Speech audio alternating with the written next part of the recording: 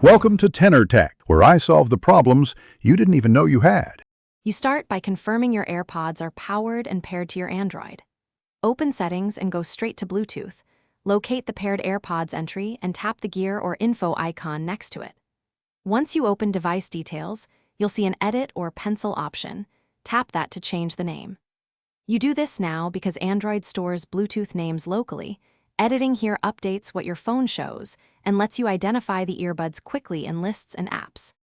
After tapping Edit, clear the current name and type a new one that's short and unique. You'll see it change immediately on that Android device. Make sure both AirPods are in range and not actively in a call, because some phones block renaming during active audio sessions.